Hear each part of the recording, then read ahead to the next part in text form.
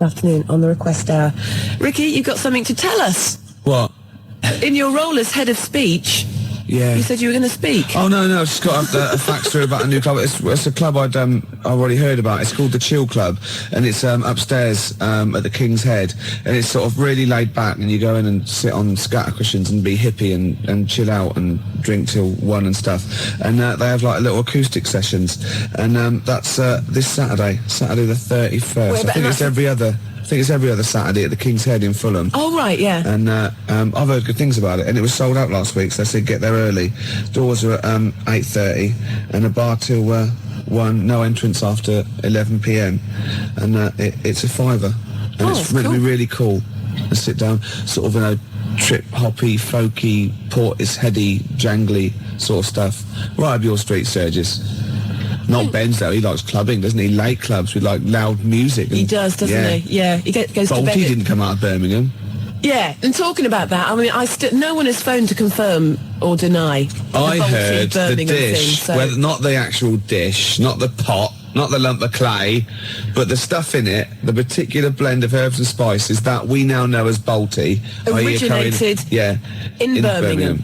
I'm ruling it as valid. Maybe he's right. Hold on, no, because it's not the blend of spice. It is the fact that it's called Bolty because you eat it out of the pot, and that I think he's right. You're embarrassing yourself now, Gervais. Oh God, I'm backtracking. But thinking about it, it's not the ingredients. It's the important thing is that it's cooked in that, and of course they didn't invent that there. I think he's right, Sturgis. Well, in that case, Slade it is then. No, Black Sabbath. Slade, I'll get lost. Slade. And if we're counting Led Zeppelin, if we're counting Led Zeppelin, obviously Led Zeppelin. No. Black Sabbath. Sabbath are better than Zeppelin. Oh, come on. No, you're wrong. You're having a mental aberration if you think... Go on, give me an example. Well, there's a fantastic story. Just the ludicrousness, is that right? Is that a word? That's a word now. Ludicrosity. That'll do, yeah. Tony Iommi was asked when they hit big in America what it was like for Black Sabbath, and he said, it was mad. We went back to the hotel, and there was like 10 Satanists sitting outside the hotel room, all dressed in black, with black candles. So he blew the candles out and sung Happy Birthday to them. Yeah. So but Led Zeppelin said,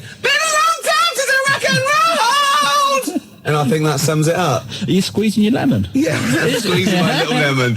I'm putting my little cocktail chipolata on the table between 2 pickled onions and seeing if that and the juice is running down your leg. Yeah, and the juice is running down my leg, indeed.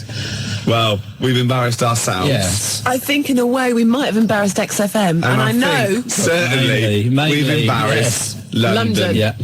XFM 104.9. It's just gone 3:15 on a Wednesday afternoon. It's the request hour. It's your choice of music. I think we'll have some more music now.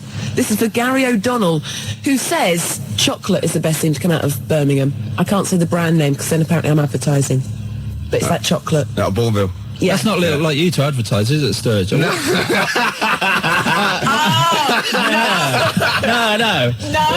I wouldn't. No, Sturge. I wouldn't say you advertise. I wouldn't say at. No, I wouldn't say that. No, I would say I mean, you don't want to be pampered. No. It's sky's the limit. The sky is the limit. You know. No. Exactly. It's like you've won the lottery. It's the dry wife weep that I like. Yeah. Public Enemy. Anthrax. Bring the noise. That's for Gary O'Donnell this afternoon on the request hour. It's XFM 104.9. It's just gone 3:20. Are we going to give away your prize that you bought in specially? Yeah, we have a winner. Mark Adams from Harrow. With his undercracker explanation. Yeah. It is the same one that dropped off Duffo. Is it? He just called. Well, he is a star. He's won it. He'll be able to... Gary's voice check challenge. How good are you at imitating comedian Michael Barrymore? Try this famous catchphrase. All right. You'll be able to do that. You'll be able to impress your friends and family. That's just amazing. I can do it. All right. See? Yeah. Where is he? Where's Barrymore? Yeah. Where is he? Well, he's at the back. Are you all right at the back? Then? And obviously Norman Collier. Wow. Norman Collier.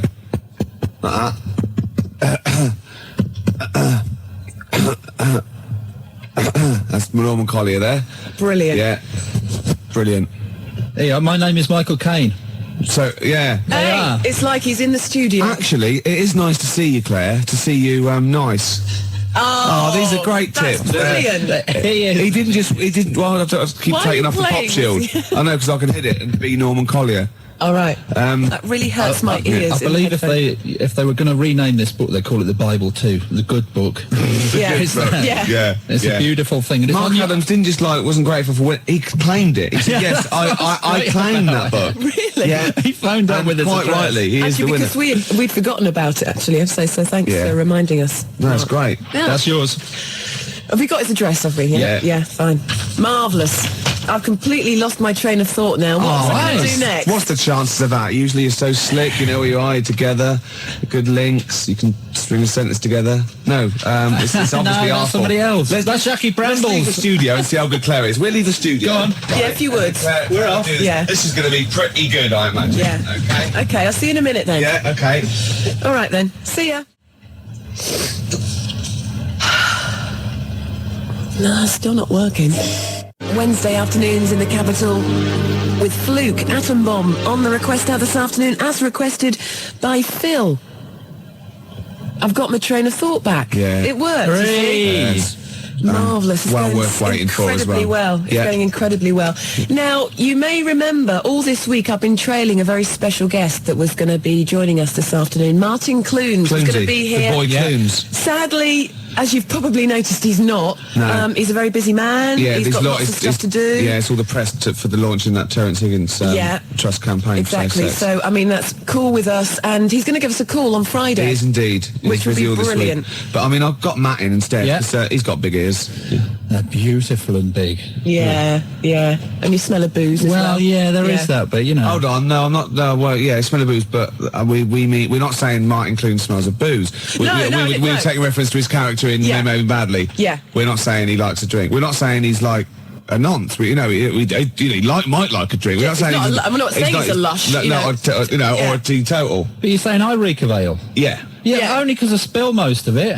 Yeah, well, it's that It's not my fault. After the, 18th one. after the accident. It was Yeah, balancing it on yeah. their backs that didn't go down I too felt well. terrible the other day, though. Yeah, regular as clockwork. On the hour, his right arm starts going, Yeah. then his left hand starts going, Yeah. and if he's got a beer in it, it goes all over the place. It's a bit messy, doesn't it, man? Pavlovian conditioning, though, isn't it? Yeah. Since the age of 14, you can't keep his wrist still.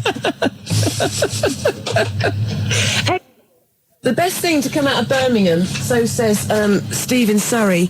Ricky, the best thing to come out of Birmingham is yourself when you leave. What? If you were to go to Birmingham tomorrow And then for the leave day it. and then leave Birmingham the I'd be the next best. day, you'd be the best thing to come out of Birmingham. That's a compliment. Excellent, that's not. What, even better than Pig from Pipkins? Presumably. Well, presumably. The best. It says the best, that's it. I don't think you're ever going to leave Birmingham if you go there again after saying that about the people in Leamington Spa. But they can't- They're getting a lynch squad together at the moment. Luckily, they can't hear us. Because they've got no ears. Because the little radio waves that we do just die after That's the true. M25. They go, oh, and that was Mulder and Scott. And then it's just quiet. Yeah, Tumbleweeds. yeah. Yeah. We are the tumbleweeds. Carl Graham. Gas mask Grimshaw. Oh, yeah. Mummy, my head's getting hot again. Are you impressed? I am. It's Yeah. fantastic. You see, Wednesday afternoons at XFM means it's Matt's day. Matt, have you enjoyed yourself today? Yeah, wild horse wouldn't drag me away. No. No. I think you meant to say wild horses, actually. I know what I mean. Sturgis. Thank you. It's for the person who phoned or faxed in last week asking for Frente, and we didn't have it. And you said to me, Ricky, you can't say you don't have it, but I honestly didn't have it, but now I have it. So whoever wanted it, it's for you. Excellent. Does that make sense? Yeah. What I just said then? Probably, For someone. retired now. Yeah. To the country. I can't wait for Frenty anymore. Let's shoot off. So who have you've just had someone on the phone or on the fax saying I about was voting for sneaker? the Sneaker Pimps if they're from Birmingham. I didn't know if they were Are or they not. from, I don't know if sneaker pimps are from Birmingham. Yeah, but but I think they are. them small potatoes compared to... the Sabbath. Yeah, the Sabs. Exactly. What is this obsession with Sabbath? I always thought Sabbath were a bit of like a joke rock band. Like, I can't believe you said that. Led Zeppelin is like the mould of the first rock gods, the greatest greatest British band of what? Yeah, who have Led Zeppelin gone on to influence? You know what they've influenced? That whole brand of poodle rockers with big hair like Extreme. That's who they've influenced. That's not their Whereas fault. the Sabs, their influence has been really heavy, great rock bands like Nirvana and things like that. You know? Sabbath are the best thing to come out of Birmingham, Ricky. Without It's any as shadow simple of a as doubt. that. Okay, let's do it up to Thursday. I want proper votes, right, on faxes, right? Who is the best, the most influential, the best band out of Led Zeppelin and Black Sabbath? You're Simple as playing that. with Then we- fire. then It's we like count up. comparing Bobby Davro to Tommy Cooper. It's honestly, I don't think so. I believe it is. I think it's like comparing, let's see, Go on. Europe Right. with Bernard Butler. Bernard Butler being Led Zeppelin. What? Black Sabbath. Wow, that's a bit abstract. But they're both completely crap. Yeah. Oh, whereas Bobby Davro's brilliant. So tomorrow, Ricky, you said tomorrow we're going to have a debate. It's like comparing something I don't like very much with something I like a lot more. yeah, But well, you that's like the fair enough. Smiths, so you're erring on the side of soft, aren't you? Whereas Sabbath are hard. Yeah, well, I like hard stuff as well. So you like Europe and hate Bernard Butler? No! Is that Other what way you're saying? round. Other way You round. hate Tommy Cooper, but you loved Bobby Davro. How's that work? No! Well, that's what you're saying. They're twisting it, Claire. Please vote for me. I'm by myself in the No. studio. 0171 580 2000. Never vote for it. Led Zeppelin's better than Black Sabbath. A lot better today, by the way, because I've been ill all week with this cold. Yeah, the mucus fairy came in the night, did he? Yeah, he did actually. It was great. Well, Anyway, yeah. there's this fantastic thing from Bristol University. It was in the Times. Forget hot toddies. The best remedy for a cold is a cup of coffee, according to psychologists at Bristol University. Yeah. The drink largely eliminated the effects of having a cold, they reported after experiments with 100 volunteers. Trials with vodka had failed to show any beneficial effects on mood or performance. Were these trials by vodka, by chance, done around the Christmas party period? Yeah, they've got to make it look good. Oh, and the control can be coffee. Yeah, there you are, exactly. Vodka versus anything. Coffee, yeah. We do our own. Yeah, Vodka definitely. versus whiskey. Yeah, yeah. That's what that gold blend couple was always. They never come to the door going, it's not dribbling down. I've just come for some, oh, Jesus, love. Wipe your nose, you filthy, oh, Jesus. Because it obviously, You've been drinking vodka, haven't you? Not the coffee. yeah, oh no. Oh, you pissed in you. Got snot running down your mouth. Oh, and I fancied a good couple of... Sabbath is like Marilyn Manson. Oh, Led that's Zeppelin is more Radiohead. No way. Oh, no. Sabbath is like Reef, You're and trying- Led Zeppelin is no. like the Foo Fighters. No. No. 0171 580 2000. Who's the more influential British band? Sabbath or Zepp? Come on, it's obvious. The answer's Led Zeppelin. I'll fax you something tomorrow. Okay. That will tomorrow will be revealed. Yeah, okay. It's Black Sabbath, Ricky. I seem to have run out of coffee. Come in, I've got some... Oh, sorry. I've been drinking vodka all day. 0171 It's 580 not getting any better. 2000. It's sort of a Led Zeppelin versus Sabbath type quiz. Yeah, It is, it's isn't it? not a quiz, is it? Yeah, no. Well, it is really, because there is a right answer. There is obviously a right Oh, answer. I know. Well, no. Objectively speaking, there must be a right answer. king of corruption. which has been, who has been more influential. We could trace it back. Of course, we're not the people who do it. From the Midlands. Yeah. Well, no, I'm forgetting the Midlands. Oh, really? now. We're forgetting the Midlands Just now. out of those two, it doesn't matter where they came from. Oh, it's a fun fight. Who is a more influential band on the world rock scene? Sabbath or Zeppelin? Sabbath. Zeppelin. Sabbath. Keenan's 2-1. At least it's 2-1. Right, I'll get rid of him now, and we'll be evens, and then it'll be on a vote. 0171 580 2000. We've got 10 more minutes to leave Hold on. Campfield. Let's ask Campfield. Campfield. That is the... Hold on. Go and get him. He's We're in. just going to get him. Anyway, Matt, let's a bit of small talk here. Yeah. So you've enjoyed yourself today, have you? Yeah, I have. Yeah. But Yeah. he's wrong. He's He so is wrong, isn't he? Yeah, he's having an Yeah. aberration. Oh, he's here. He hasn't been listening. Right. Have you heard what we've just been doing? I've got no. Okay, right. Ian Campfield. Don't Completely impartial. Seriously, you two look away, right? Right. Okay. I'm going to ask you, don't know what we think or who thinks, just answer the question, right? Right. In your opinion, Yeah. who is the most influential band, right, on the world rock scene? Right. Don't give me any clues. No. No, we're not saying anything. Who, in your opinion, is the most influential band, it's the better band for you, and who influence more people, out of Led Zeppelin and Black Sabbath? And what scene? The rock scene. They're Yeah, all rock the most scene. influential, in rock Just and the pop. best band. Yeah. Best band. It's got to be Led Zeppelin. Yes! Yes! I'm taking it. Yes! That's it. You're a scum. That is it. You're scum. Because Led Zeppelin were Led Zeppelin when they weren't. They folded up Black Sabbath, great albums with Ozzy Osbourne. 20 years after that, I'm afraid they went crap. You didn't stipulate the Ozzy Osbourne people. You said, if we asked Camfield, that would be definitive. You said it, you laid it on the line, we didn't give any clues. Camfield said, Led Zeppelin, that's it, I'm happy with that. Play a record. Even talk to the listeners, Right, Sturgis. this is incredible. Don't even Why? talk to them. Why? They're David What's happened? David Keenan took all these, right? Led Zeppelin got every vote except one. Every single person was for Led Zeppelin except one, and that wasn't to Black Sabbath, that was for Dave Keenan. Out of those two, said, I'll vote Dave Keenan, give him his own show. Right. So Zeppelin got all the votes, Sabbath got none, Dave Keenan got more than Black Sabbath. Thank you, it's official. For the discerning punter, of course, Black Sabbath will always be there. But for people that just say, For people who haven't got Bonnie phones, Tyler. people who can't use the phone. I like the phone, I'd like the phone, but I can't use the phone. No, of course, people who can use modern technology, it's Led Zeppelin. excuse me a minute, who did you say, Sturgis? Well, I was going for Sabbath. Right, Sabbath. And did you do the Friday Rock Show on Radio 1? Exactly. Arrest my case. No, arrest my case. Yeah, and so Arrest do my I. case. And so No, do and so do I. And so do I. You can shout my I think I do. Well, I look think at I this. laid my case before you, and I rested it there, and it was lounging. Wait. XFM. That is practically it from us today. Ricky's stormed out of the studio. Keenan stormed with him to answer the phone. You can come back in again, Ricky. This is my goodbye link. Okay, go on. Goodbye for Oh, today. that's fantastic. Wow. Genius. Well done. All those years. And well done to Led Zeppelin for being voted the greatest band, most influential band out of them and Black Sabbath. Tomorrow, Ricky, it's a shame Matt can't be with us, but tomorrow we are going to have like a Gary Crowley Battle of the Bands type thing, I Yeah. think. Like a Why? bit of a demo clash. Why? Why dig Because your I hole want to deeper? take this a bit further. No. What? Keenan's You have listening. to. I just want to play... It's in fighting mood. More Zep. See? I know. Tomorrow. You think they know. Thank Tomorrow. you. Thank you for listening. Thank you for being discerning, intelligent people. Keep the faxes coming.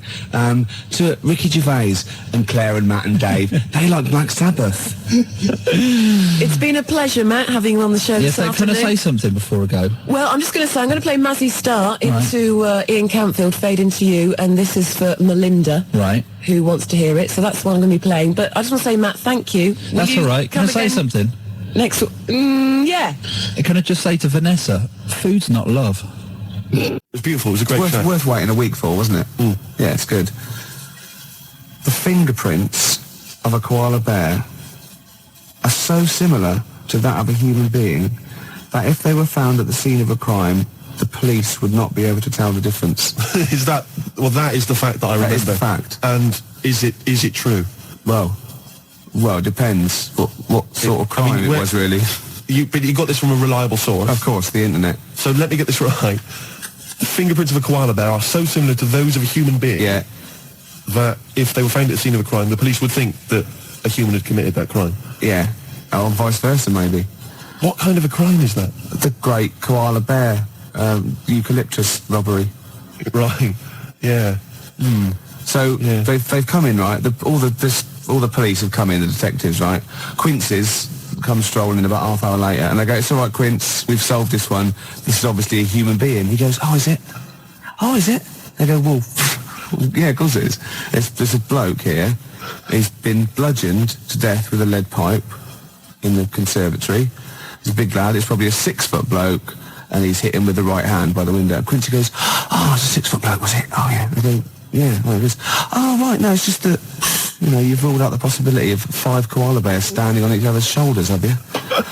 In a long coat. Yeah, with the trilby on. Obviously. The bottom one's the fat one going, "Oh, where are you going?" And the top one's going right, left, and they've snuck past the security guy. Yeah, and they've got... He's just said, "Go on through, sir." Yeah, go on through, yeah, it's at press. Yeah. They've gone press, right? And they've gone in there, right? And they've got this bloke, they've got his confidence, they've got a false moustache, obviously. Of course they have. Like you're growing, right? And they go, "All right, mate," and they go, "Oh, what's that over there?" The top one's got, and the bottom one's holding it all up. Then they just scatter. Dump the coat. They just leave a coat, like an empty coat with a hat on it. Right? And the thing is, I think Quincy knows because he's already rounded him up and he's got a confession out of him. Right. And so he's just being really smug. And they're going, "Oh yeah, it's a bloke, isn't it? Yeah, it's a human being, yeah. Well, look, Quincy, the fingerprints. Yeah, let's have a look at these." And they go, "Oh, they're just like those." They go, "Yeah." Right. And but the thing is, I think that there's a Mr. Big. Do you? Yeah, but he's up the tree getting stoned on eucalyptus going, he's getting he's counting his cash. He's just up there hanging loose, counting his cash. He's fingerprinted, he's got an alibi, and these pawns... They're not going to pin anything on Mr. Big. They couldn't. Because he's used those koala pawns in his... Yeah. He's a devilish fiend. Yeah, and they've done all the work. The little fat one, he's got bad shoulders now. Yeah. He's got 4 on him. And the tall one's got the little head with the trilby. He was at the top, because he can wield... like a lead pipe, or the hat fitted him. The hat. You've got that letter? Ah, yes. No, I have. No, I'm gonna wait till later about this. There's a great letter. I'll wait till later. Well, I'll play a song then. Oh, please do. But, be careful. I mean, if you're a police officer, if you're listening, if you're currently investigating a crime, you've got fingerprints, you think you've sewn it up, think again. Just think. Have you looked at the koala angle? Expect the unexpected. One from this bag. Yes, so that's the first bag. So you seem to care about what bag it is. Is that because the bags are quite important. Right, okay. I take one from this bag, yeah, and then I come up with a band name such as, let me see, the Riff Masters. No, just do that one. Take it from any bag, yeah. To do it out of mine. Take it any one of my bags. Either bag? Yeah. All right, Axial is the first word. Yeah. This is going to be a cool band. Yeah.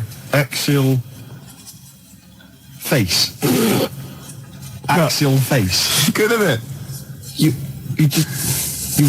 I come in with great ideas. I come in here, I present these ideas, and you just ruin them. You just take the mick. Read that letter. Oh, can I just, by the way, before I do that, can I just mention that there is an email address? Yeah. What show is this? How many shows have we done now? 4, 5 or 6. Anyway, there is an email address, and I'm thinking that lots of our listeners, I'm almost certain, will have access to internet email nonsense. I personally don't understand it, but if you do, then you can write to ricky-gervais@xfm.co.uk. There's a bit of a drawback with email. Go on. I don't read it. Do you not know how to do it? No, I just don't bother. Get one of the lackeys. I empty my pigeonhole about once every 2 weeks.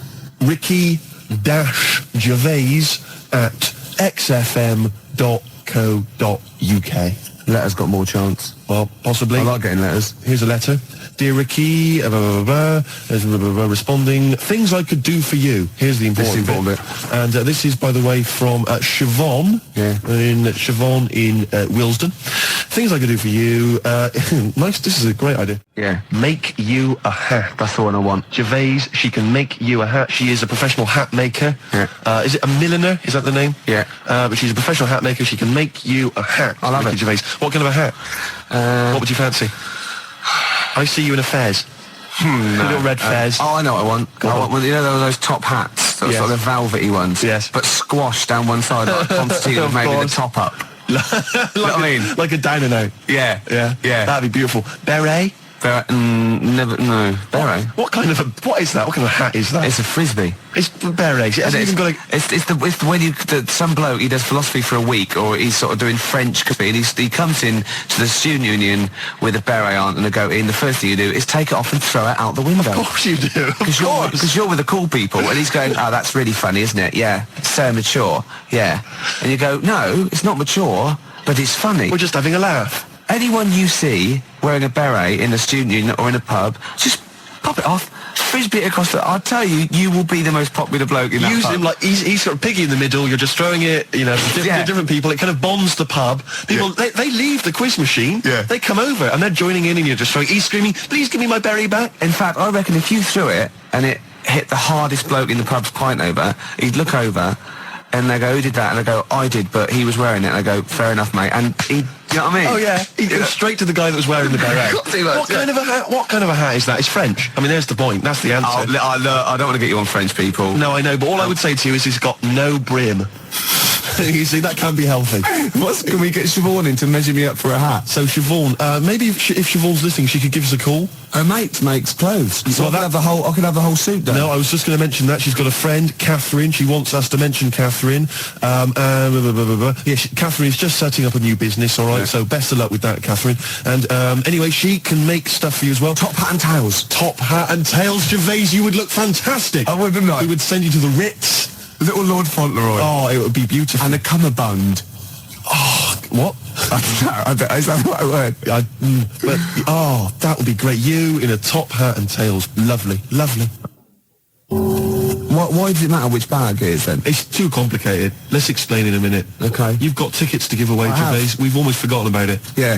Well, I've got to think of some questions as well. All right. Well, let's just find out what the prize is first. Right. We've got a pair of Gus Gus tickets at Ulu for Friday the 13th of February. Right. Let me have a look. Can I just hand them to me? Look at that. Yeah. I'll just confirm that they're real. Yeah, of course they're real. I'm like that fella on the lottery. They always go to somebody, a member of the street, or somebody in a panto somewhere. Yeah. To choose the numbers, and I'm just going to be like that, just checking. I'll go. Just check that that's a real fork. Yeah. Don't check too. Don't. You've bent it. Right. You've bent it, mate. You've bent the fork, mate. Now I can't do the trick. Go on. So 2 tickets to see Gus at the University of London Union, Mallet Street, London, on Friday the 13th. All right, 2 tickets there. Yes, bona fide, Gervais. Yeah. What else have you got? Corner shop. All right, let me just check. Already both nights sold out. 2 sought after. 2 corner shop tickets here, plus Les Rhythm Digital. This is like a real prize. It is wonderful. Isn't it? It's wonderful. That's on Wednesday, the 4th of March. Again, at the University of London Union. All right, 2 tickets there for them. 2 tickets to Catherine Wheel, mate. To see Catherine Wheel again at ULU, and Catherine Wheel plus special guests on Thursday, the 26th of February. So we've got the tickets there. All right, so we got 6 tickets. Right, I've got a question. I've got a question for the first one. Okay, was that Gus Gus? Yeah. All right. So first one is Gus Gus. The question. A good cool name there, Gus Gus. Does it matter which bag they would been in? Right. Okay. Yeah, and I'll take any answer. What? Yes or no? Yeah, I'll take yes or no. I better remind him of the phone number. Please Hold on, do. 1 minute. 0171 580 2000. Call me. I forgot I'd done that one. So, yes, 2 tickets for Gus Gus. The question again, please, Gervais. Does it matter which bag they were in? And again, it doesn't really matter, yes or no. I just take anything. All right, Catherine Wheel. Have you got a question for Catherine Wheel? Catherine Wheel. Yeah, when I used to do it, when I was little, and we used to have a Catherine Wheel, my dad would nail it to the shed, set it, got light. Well, the nail was way too big and tight. You know what I mean? It moved a little bit, and then what we watched was this thing just burn out. Yeah. It was more of a sort of like a Catherine blob. Catherine blob. Yeah, and the question is, that's all right, isn't it? It's not so much a question. The question is, that's all right, isn't it? And again, I'll accept anything. Right, I'd better remind him of that number again. Hold on. Give him the number. Hold on. We've got Catherine Wheel tickets to give away at the University of London Union. And the question is, not so much a question is, what was it? Catherine blob. Catherine Wheel, blob. It's all right. Is that all right? Yeah, or something like that. 0171 580 2000. Call me on it. Right. So it's going well, Gervais. Right, Gus Gus, doesn't matter what's bag it in, the answer doesn't matter. Okay. Catherine Wheel, that's all right, isn't it? Right. And corner shop. All right, now you've got to, now this is a gem of a prize. I know, already sold out. 2 tickets to see Corner Shop. The gig is sold out. We've got Les Rhythm Digital, a very cool band name there. They're going to be supporting Corner Shop. It's on Wednesday, the 4th of March. 2 tickets to give away. And the question, Gervais, is... The corner shop in Coronation Street was owned by Councillor Roberts. What was his first name? All right, the number, please, Gervais. Hold on, hold on 1 minute. Quick. I'll just remind you of the other questions. Yeah. I don't really know. Gus Gus, right? Would it matter which bag they were in? Right. I'll accept yes or no. Yes. Catherine Wheel, that's all right, isn't it? Again, anything. And corner shop. Roberts. What was his first name? Number to call. 0171 580 2000 is the number to call. Catherine Wheel.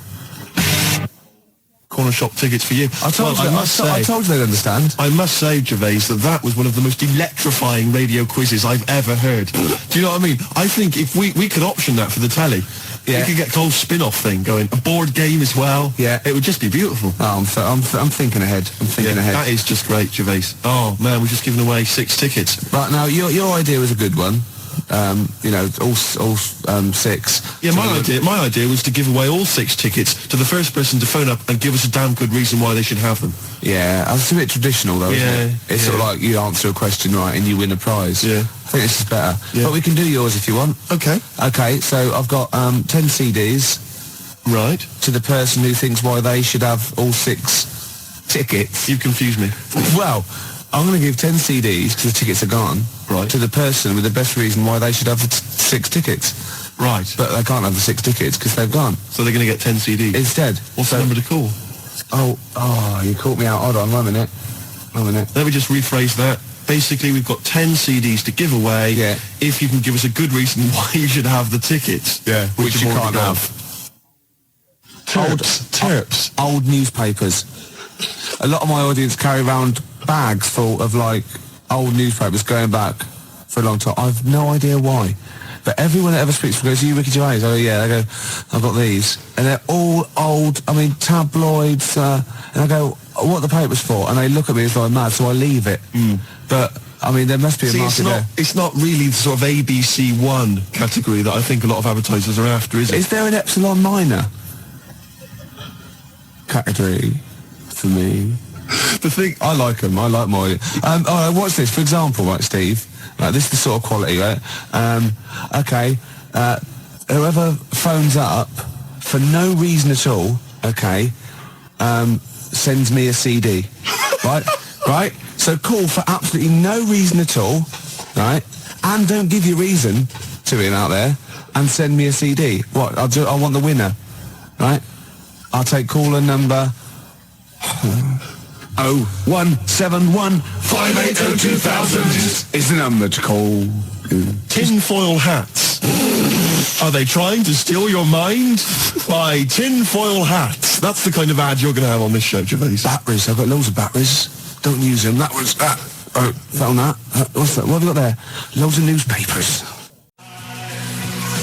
Gervais, the phone lines are buzzing. I know, yeah. The phone lines are buzzing. Yeah. I can't understand it. It's the same when another station gives away a holiday to New York. Yeah. It's the same reaction. Yeah. To whatever the hell it was you said. What was your competition? It was a good competition. What was it? The competition was someone's got to phone up for no reason at all, not give Nick the reason, and send me a CD, and they're the winner. The phone lines are buzzing. Yeah. Well, it's a good competition. How do you do this? It's a good competition. I cannot compute. Well, if you can't see that is a good prize to win, then there's something wrong with you. Sorry, I just can't understand it. I don't think it's my kind of humour. The competition is this, Steve. I think you're a bit wacky. Don't really understand. You're frightened, aren't you? You're frightened. And these people, they're not your phone up, but come into the studio. I know. You were scared last week, weren't you? He came in the week as well. I kind of like Barrymore, that sort of thing. I think he's really funny. Yeah. You know what I mean, Barrymore? No. Sort of Cilla Black. Steve, you're funny. But nowhere near as funny as me. Just with the calls and the competitions, the competition, I think it just sort of goes over my head. Look, the competition is this. Oh, sorry to Mark Adams as well. Nick cut you off and he's a regular listener. The competition is this. Someone phones up for no reason at all. Yeah. Don't give the reason away. Send me a CD is the winner. It's the way you don't even use grammar. There's no need. Just use words. Yeah. Do you take the words that you say out of these bags? And is that how you form your sentences and your competition? I don't think of it as forming sentences. I think of it as when my head gets hot, I have to cool it down. And speech is the best thing. It's sort of like, do you know what I mean? I walk on the street and I have to talk, and it sort of cools it down. I've got some people who've called John has called from North Harrow, Louise from Clapton, Claire from Hendon, Paul from Maida Vale. Yeah. I don't know why they called. No reason. I don't know who they are. No reason. Going back to the competition that you set, Yeah. I like that one. we've had a fella, Karl, from Catford. Yeah. Now, he phoned up to try and offer us a suggestion as to how we can receive money for free by begging for it without breaking the law. Oh, he's the winner then. And is he? Yeah. Well, right. So, The fella on the phones, the fella's manning the phones, even managed to get a CD out of him, persuaded him to send us a CD. He's to be the winner anyway, even if he hadn't sent the CD. Yeah. I'm just trying to pick a song here. I haven't worked out my next song. I've heard that for a while. Gervais, What? I don't want to work here anymore. Is that all right? Do you mind if I... No, there'd be plenty of people wanting to fill your shoes, and think of all the old newspapers I'll get out of it. Wait a minute. Was on the tube earlier, Gervais. Now, I know that you walk into work, Yeah. but I do have to take the tube. And there's a kid on there, sat opposite me, 10, 11 maybe, all right?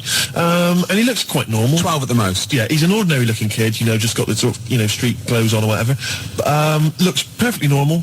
He's not the kind of kid that's going to get bullied at school, just normal looking kid. Except, Gervais, he was wearing a deerstalker hat. Now, what's happening there?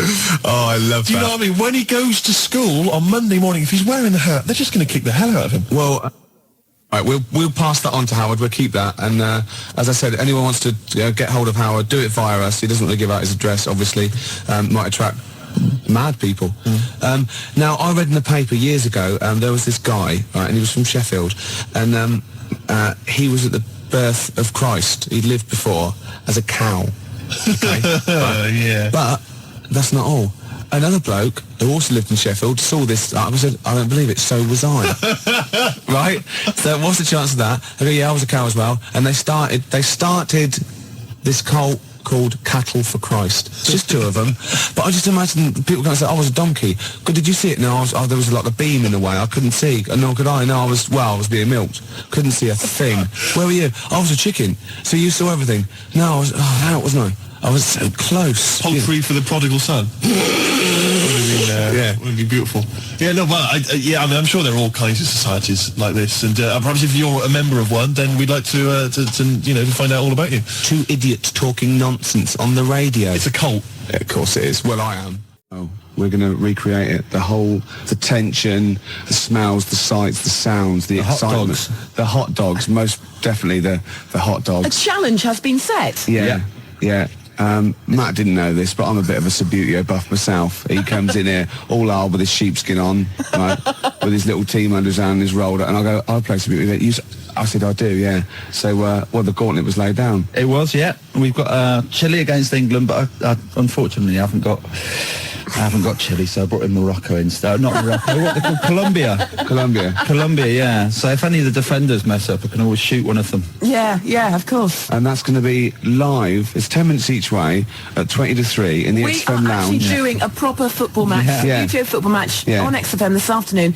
Kick off at 20 to 3, so it's 10 minutes each way. Yeah. And we'll be dipping in occasionally to see The little boy us go. Fraser's going to be the referee. Marvellous. He's the only one that can fit on the pitch and run round. Of course. without disturbing any of the players. Of course. It's a work of genius. And I've picked my team. Have you? Yeah. Already? Yeah, England I'm having. No, I've got this. Look at him. Look at it. Look at his face. Gascoigne here. He's so pleased. Look at him there. He's only an inch high. But look at it. I've got Gascoigne there. Incy, Batty, Seaman there. I don't know if I've got this all over Nigel Martin who's in goal. I'm going to put Lesotho there. But not mine. Matt brought it in, you filthy. So, anyway, we're going to... Apparently for goalkeeper's choice, though, most women prefer flowers to semen. So, Really? Yeah. What? Well, so I'm going to go and they'll check out the pitch, warm up, and Matt, And where are we doing it? In the XFM Lounge? Matt's going to have a pint. Yeah, and we're live linked with referee and everything. It's going to be amazing, Claire. This is radio. This is what radio's meant to be like. Yeah. Two Football, grown men yeah. playing Subbuteo and doing semen puns. That is exactly what radio is meant to be. Yeah.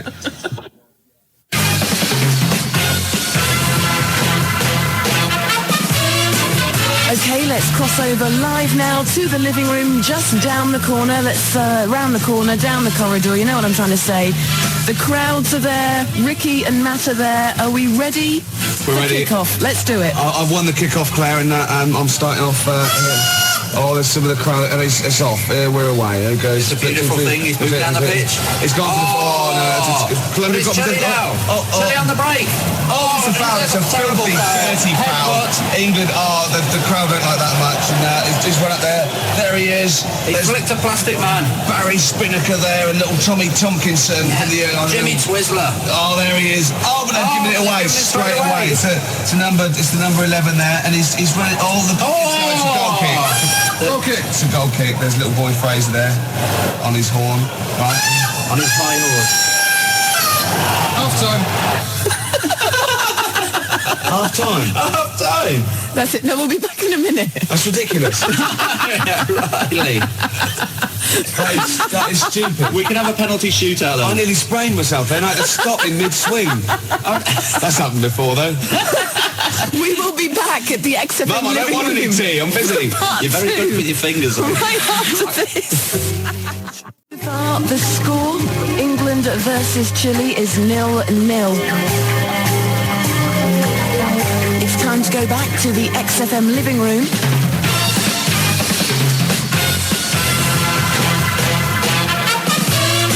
For the second half of the match this afternoon, let's see how it's looking. Well, Claire, England are down to 10 men.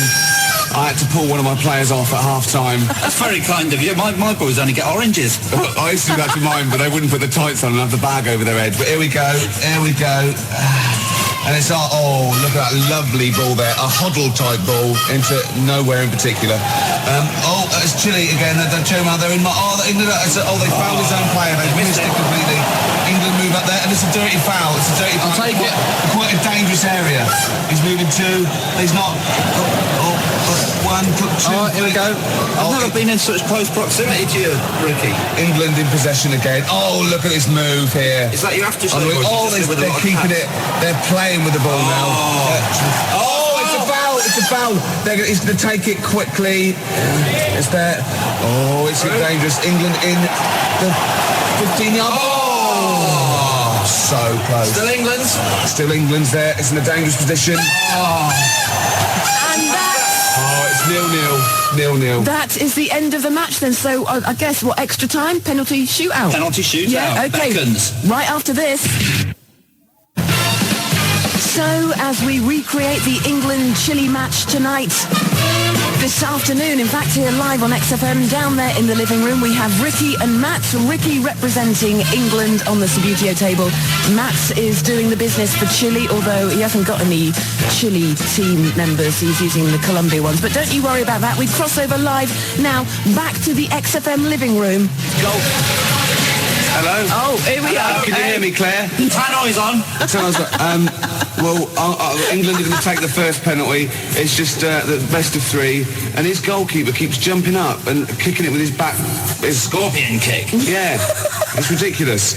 But can I just say as well, I feel slightly stupid because we could be in the studio pretending to play this, but we are two grown men. You really are. Sprawled out. My knees are killing me.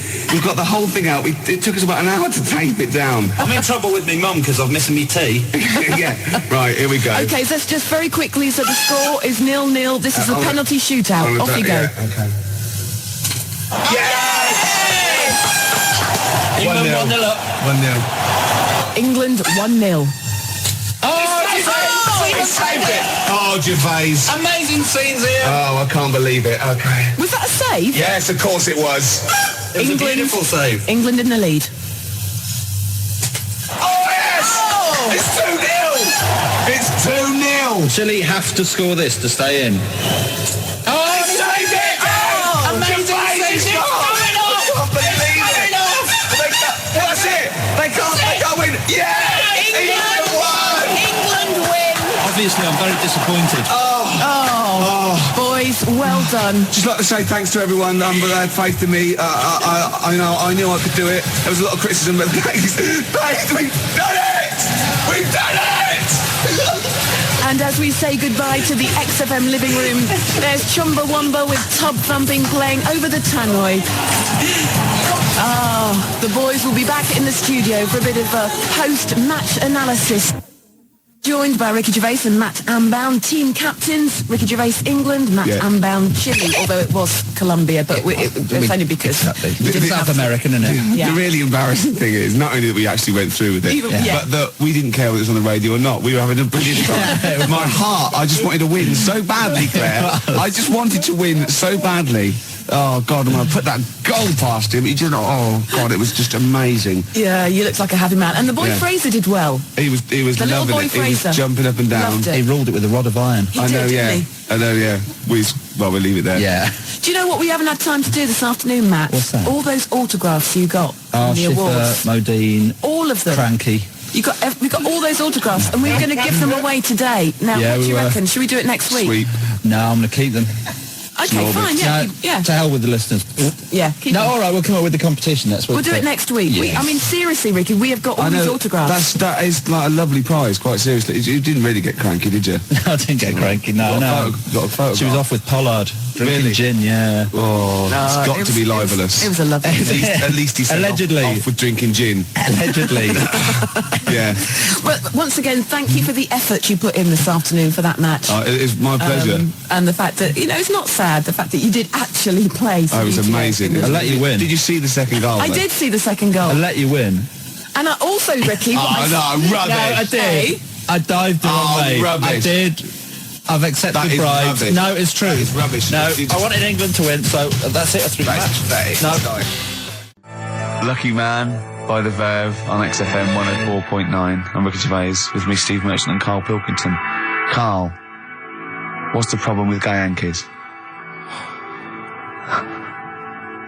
You played Bruce Springsteen last week, Yeah. right? Yeah. And you said he had got a load of trouble on his hands when he had a hanky in his back pocket. Did I say that on air or? Well, we were just saying that famously on the cover of the Born to Run, Born in the USA album, it's just him, isn't it, with his backside basically with a red handkerchief. I wasn't looking. Well, I just. I did it for research purposes for this amazing link. Yeah, he had a red handkerchief, I think, in his right hand pocket, and apparently that signifies homosexuality. Apparently, I don't know.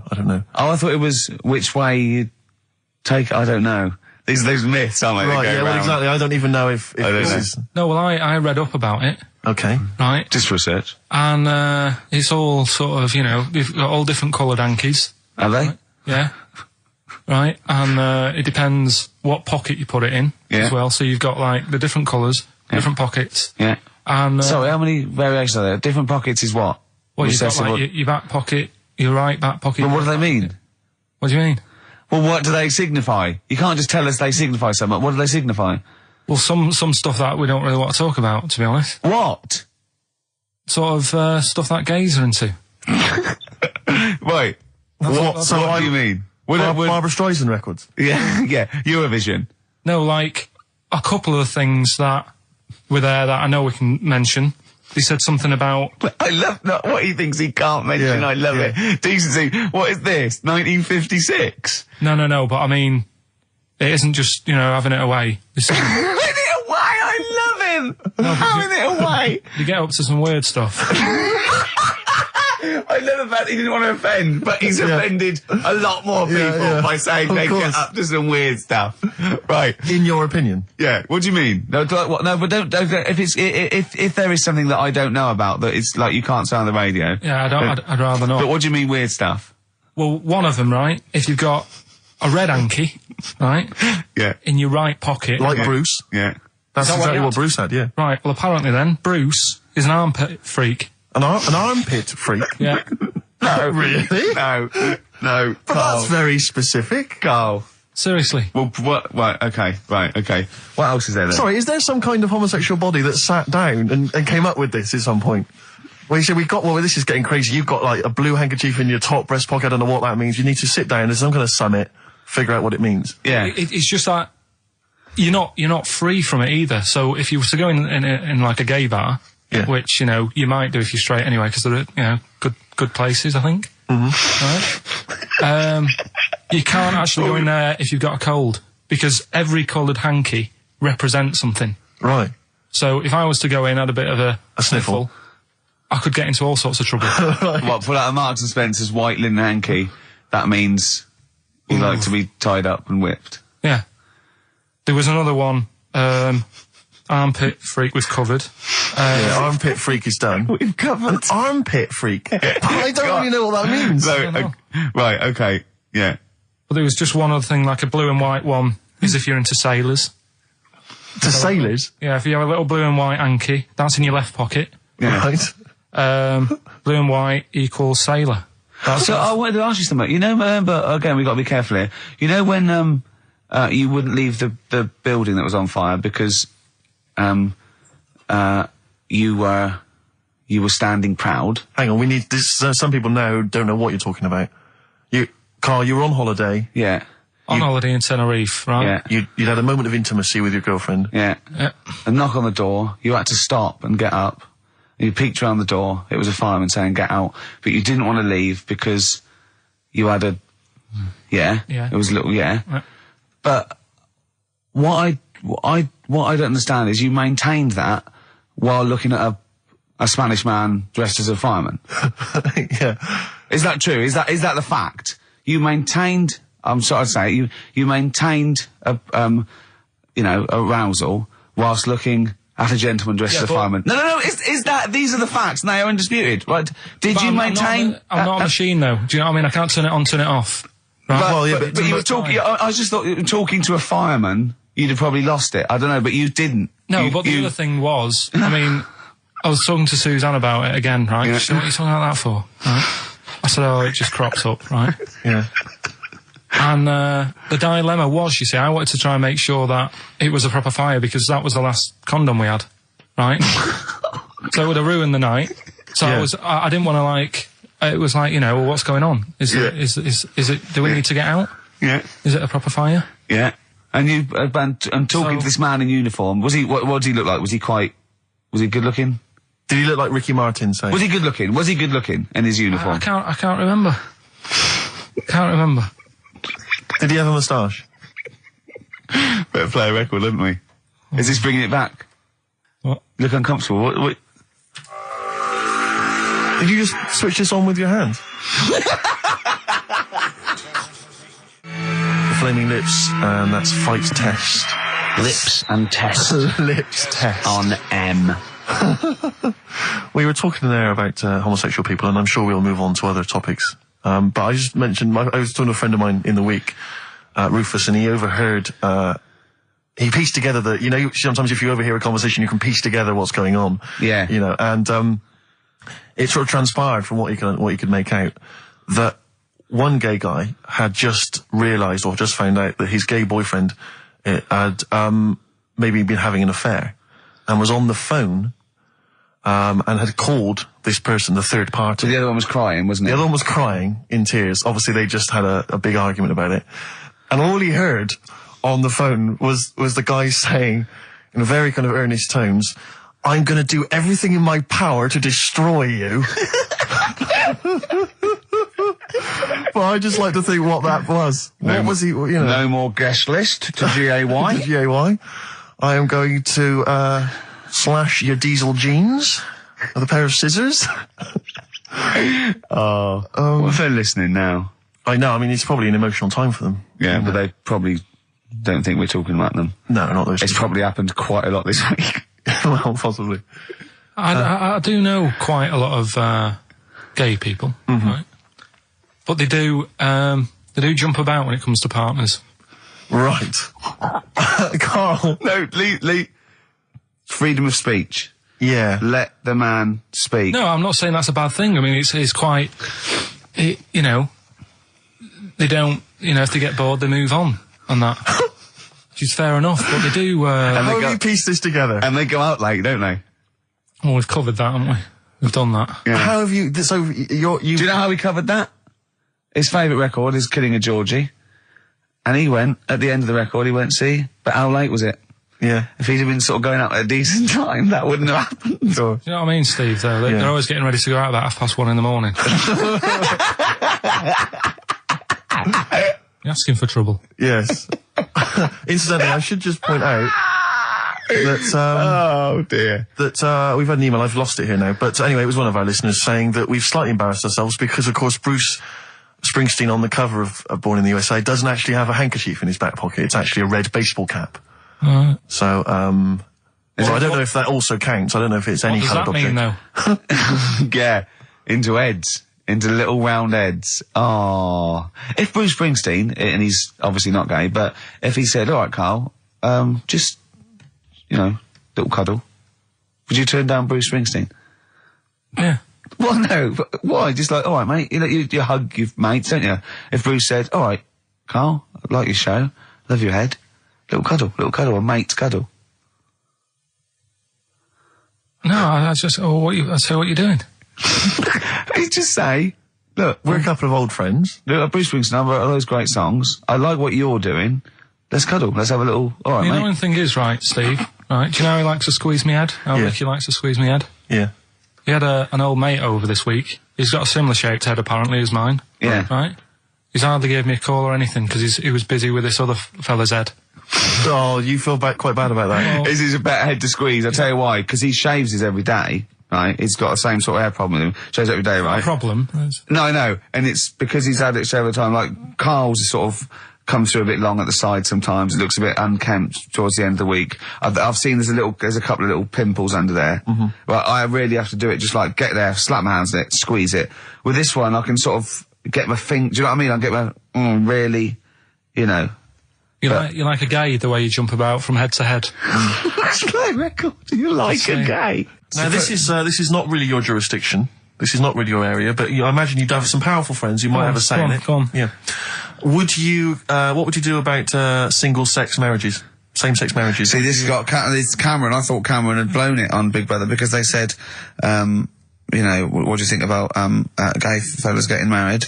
And he went, no, in the Bible it says, a man and a woman, not, and I thought, he's put off a lot of, I don't really think many Christians tune into Big Brother, but we know the gays love it. Yeah. They love Big Brother, don't they, the gays? Yeah, so interesting. But, what would your take be on that, same-sex marriages? And then what, having a kid? Well, just let's start off with, that's alright, isn't it? Do you know what I mean? Just let them get on with it, if it's not affecting anyone else. Sure, yeah. Sure. Right? But it starts getting tricky. Right. When you get a kid. Okay. Go on, why? Well, it's just tricky, innit? Do you know what I mean? Well, yeah, you could be right. I'm not giving any. I mean, we're not. There's no right or wrong answer. It's all right if you were if you lived in the jungle, right, with no one else, right, and you just had these two fellas, right, looking after you, but because you got no one else looking in on that, saying, "Oh, you're a bit weird, aren't you?" Do you know what I mean? But as soon as you come, why have they got married? Do you think the gay people turned to a bloke because they couldn't get a woman? If there's two fellas go away and they're in the jungle, they go, we're definitely not going to find a woman here. We might as well bum. That's not how homosexuality starts. People don't. It makes you wonder. No, it does make you wonder. Gays don't go, well, I'll tell you what, I haven't seen a woman I fancy yet. I'll try a bit of knob. No. But what I'm saying is, right, if you're brought up in like a little jungle, right? Yeah. How are you brought up? Someone just puts you there. I don't know what this is about. Steve, I can't be bothered running the country. I'm fascinated. I can't be bothered running the country. Like, I'm too much trouble for you. KP takes care of me. All right, fair enough. What I'm saying is, right, if you're brought up in a jungle... Yeah. Right. What do you mean brought up? Just let him finish. What does he mean brought up, like Tarzan. You got to tell me what you mean by brought up. Wolves, chimps. What? Right, well, there's a good example of what I'm saying to you. Right. Right, what I'm saying is, there's a fella, right, he's brought up in the jungle. Shut up, just let him finish. Let him finish. There's no women about, he doesn't know about women, he doesn't understand what women are. Right. Right? But another fella walks in the scene. Yeah. And he gets pally with him. What does he talk about? Then they've both got needs. This scenario is ridiculous. How has he lived? Or do you know what's his reference points? I can't be bothered with this. Honestly, Saturday should be, day off and that, not worrying me about problems. Oh, God! KP takes care of me. Oh, dear. Panic, the Smiths on XFM 104.9. Well, we've done the first half hour, which is mainly genital related. Then we've kicked in with some racism. You have to guess what artist. It seems appropriate at this juncture just to mention something that's in the paper today. Dominic Mohan, I know you're a big fan, and as am I. He is just writing about the demise of Radio 1, or as he perceives it, and talking about the Radio 1 breakfast show, and apparently it's lost lots of listeners. And he says, talking of the BBC, it must act swiftly to replace Sarah Cox and look to exciting and inspirational figures like Jonathan Ross, Anne and Dec, Johnny Vaughan, or Ricky Gervais to try and save Radio 1. He's right. I mean, he's right. Has he ever heard this show? What is he talking about? All those other acts, they're dynamite. I can't genuinely. That's someone who said I quite like Ricky Gervais show, but he can't have listened. I mean, can you imagine what we just played? Or in fact, can you imagine the last 50 minutes on Radio 1, on the breakfast show? Well, we can pre-record it though, so I wouldn't have to get up early. Sure. That's not your point, is it? That's not really No, your point is the quality of what we're doing, not well how early it is. Sure. Get it. What would you provide though, Ricky, do you think, if you went to Radio 1? What sort of, because I mean obviously... Wank, oops. I can do all that. Because I mean, obviously our time at XFM is going to basically... I'd be the furry shreddy. Right. Yeah, so I'd get that. Would you have some wacky catchphrases? I think I would. You'd bring back Holy Fook, presumably. Holy fuck, yeah. Oh, ding dong. Oh, hello, it's my little Chinese neighbour. Hello, what's your name? My name is Holy Fuck.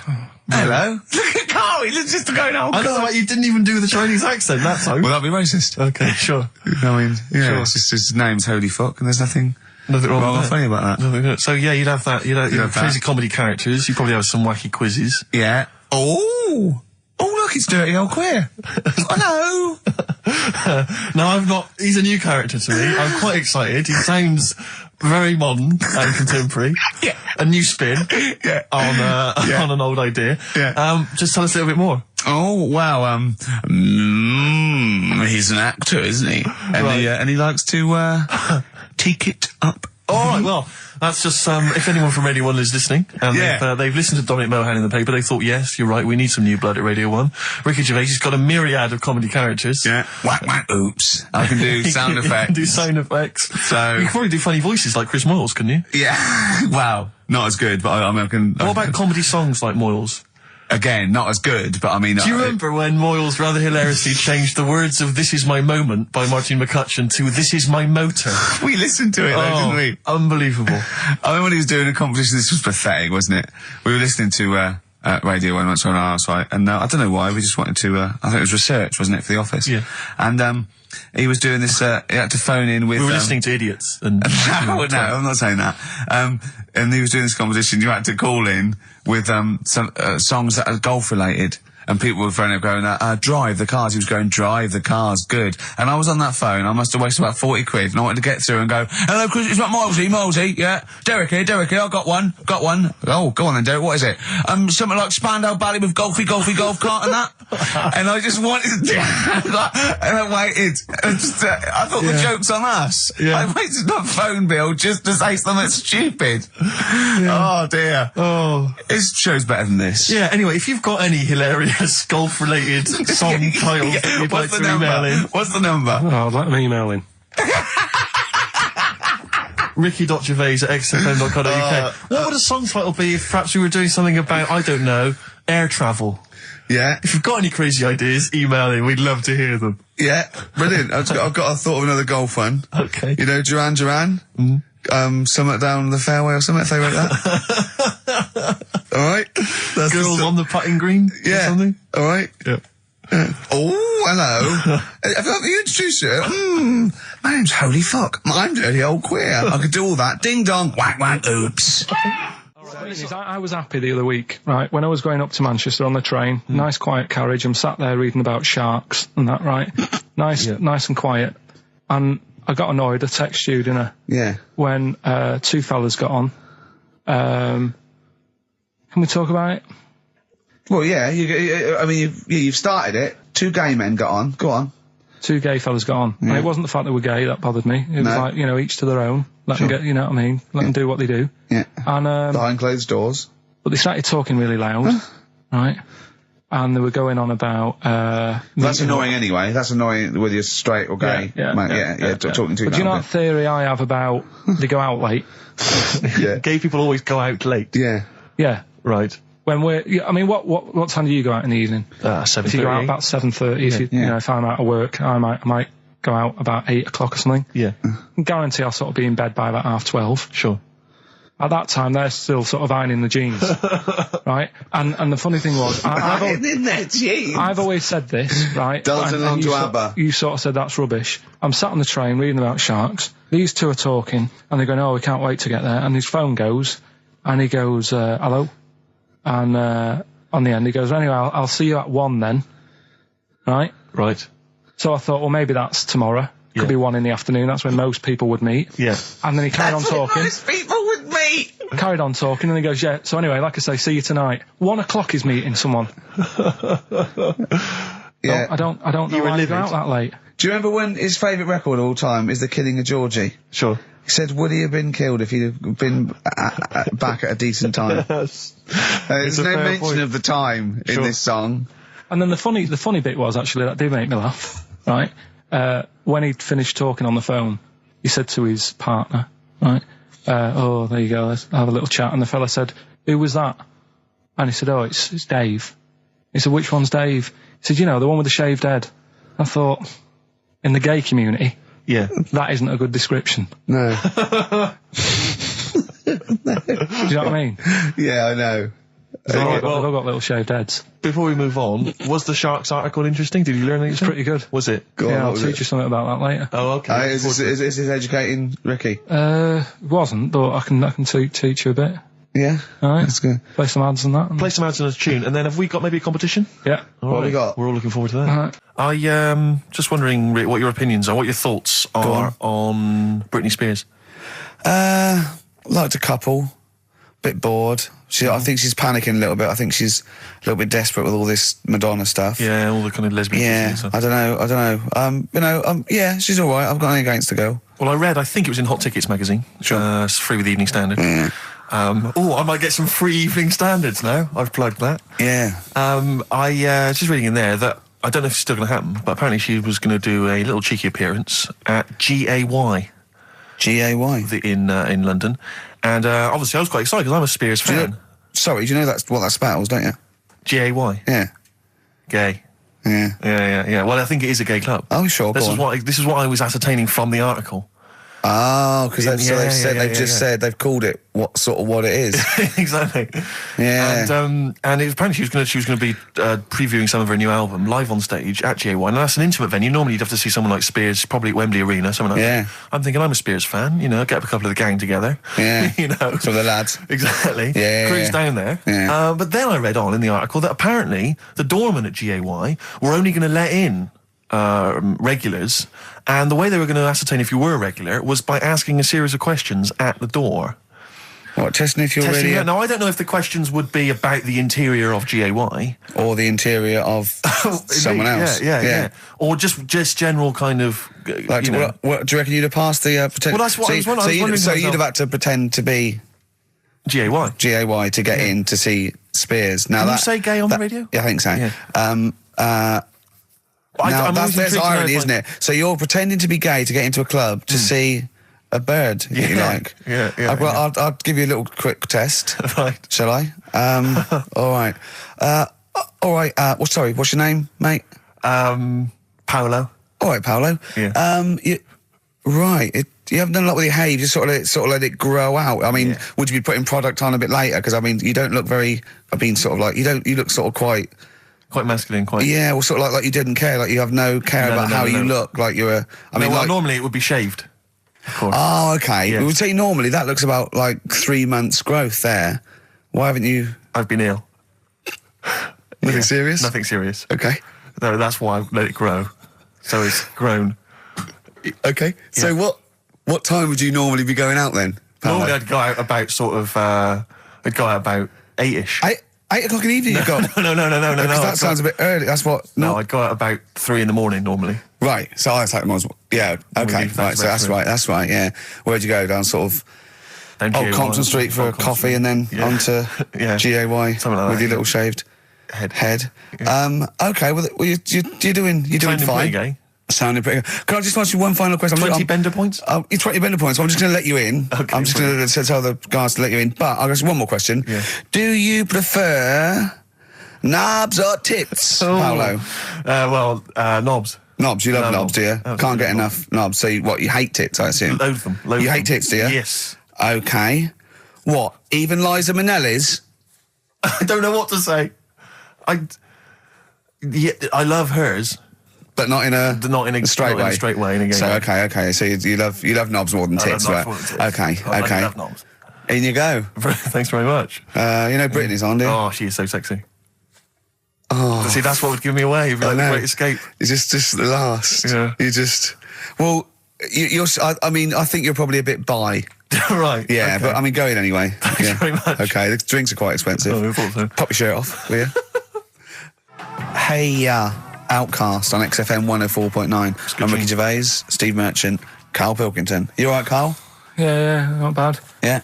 Just when you were talking just now about like the gay stuff. Yeah. Right. I don't know if you saw the thing the other week about the fella who's on that quiz show. Oh. Sort of. Oh, right. Okay. Gay Who? fella, straight, sort of man, woman. Thing. What are you talking about?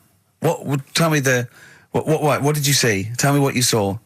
This is like a kid come running in and he's seeing something frightening. It could be an alien, could be a ghost, could be a paedophile, and you've got to get exactly what actually you saw out of him. Right, what did you actually see? It's just this fella who's a woman.